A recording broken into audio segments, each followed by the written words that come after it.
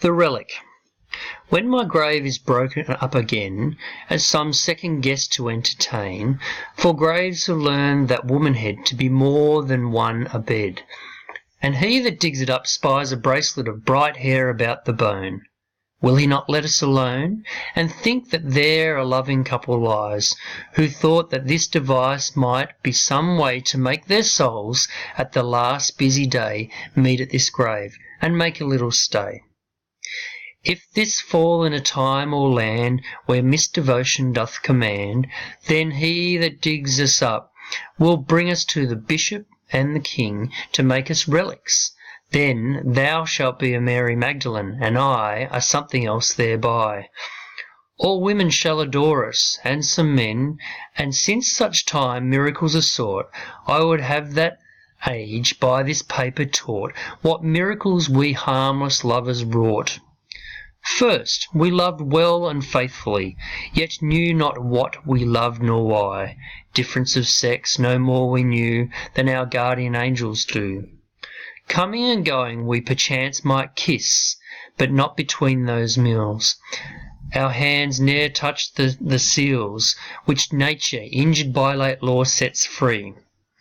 These miracles we did, but now, alas, all measure and all language I should pass, should I tell what a miracle she was. The Relic's another one of the love poems, and the poem really is a statement of Donne's devotion to his love once again. And once again, this poem begins with a statement like when, or it begins with when, which shows the comfort, I suppose, of knowing that he is going to die at some stage. So we don't see the hesitancy and the insecurity of the octaves of the sonnet in this poem. He's at that point where he's comfortable with the notion of him dying, and he says, when my grave is broke up again and some second guest to entertain. It was a very common practice for people to be to be buried on top of each other, essentially. And, it was just a practical necessity, particularly for people who weren't of high social standing and wealth. And then he says, for graves have learnt that a woman head to be more than one a bed. So here he's saying that graves are like some women, and that some women share their bed with more than one lover, and so he's suggesting that the grave serves the same purpose. Anyway, so he then says, and whoever digs up the grave will spy a bracelet of bright hair about the bone. Okay, and so this is seen as a love token, I suppose. So you would have a nice, neat ring of hair around the wrist. And we've spoken before about, in Renaissance time, that circles being a symbol of eternity and devotion and all things sublime. So it's got that notion, I suppose, that the bracelet is seen as an image of perfection, and that it was symbolic of the relationship and the perfection of the relationship that the two had. And here he, like in the sun rising, will he not let us alone, and think that there a loving couple lies, who thought that this device might be some way to make their souls at judgment day meet at the grave, and have just a little bit more time together in the physical state. So that maybe he's saying that's the purpose, and that can't they just be left alone and be allowed just a few more moments on earth before they ascend to heaven.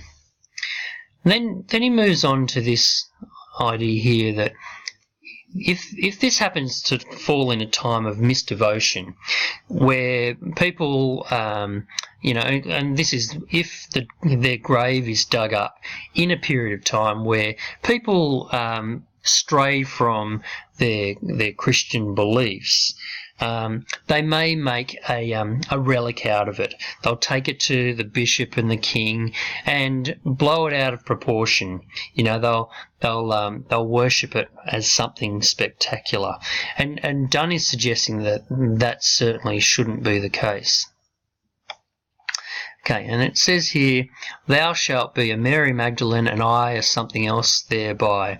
You can go and research Mary Magdalene, make your own conclusions about that inclusion. Here we've got all women shall adore us and some men, and since at such time miracles are sought, I would have that age by this paper taught what miracles we harmless lovers wrought.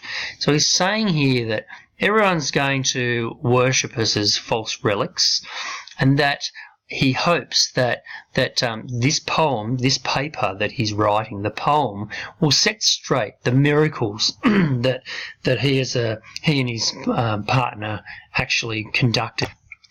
So he says here, first we love well and faithfully, yet knew not what we love nor why.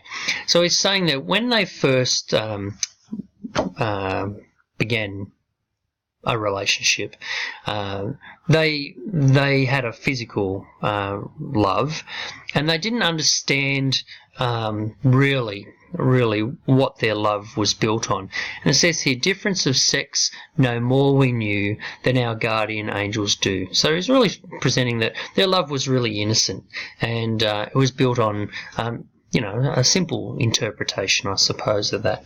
And then moves on and says, coming and going we perchance might kiss, but not between those meals. So he's saying in the grave, when they're committed to the earth, that perchance their bodies may actually touch each other, and they may join in a physical sense, and there's a bit of a gory image, I suppose, that but not between those meals. That the image of worms moving from one corpse to the other.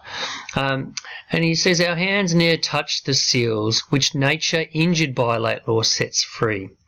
These miracles we did, but now, alas, all measure and all language I should pass, should I tell what a miracle she was. So at the end here, he's pretty much saying that he doesn't have the language, the vocabulary to be able to express efficiently the level of their relationship, the spiritual, the metaphysical relationship that they had. So this little idea serves as a nice link to the scene in Wit where Vivian's had the flashbacks of how she was really harsh and uncompromising with her students, and she says, I look back at these scenes and she can't complete the sentence because she doesn't have the capacity to fully comprehend what this means, and she doesn't have the language to express this uncharted territory for her. It's new to her, and she's trying to come to terms with it, and Margaret Edson very cleverly presents that through her breakdown in her vocabulary. So when we compare this poem and try and make a larger link to the play Wit, we can think about this idea of misdevotion, and so there is an exploration of the American society and its lack of connection with religion, and there Edson is saying that the American society has somewhat lost its way, and that this needs to be readdressed, and so I think this poem really sort of gives us a better understanding of the point that Edson's trying to make, that whilst the society may have lost sight of what's important in the pursuit of science and this capitalist sort of ideology, that it's never too late to reassess what's important and make those changes.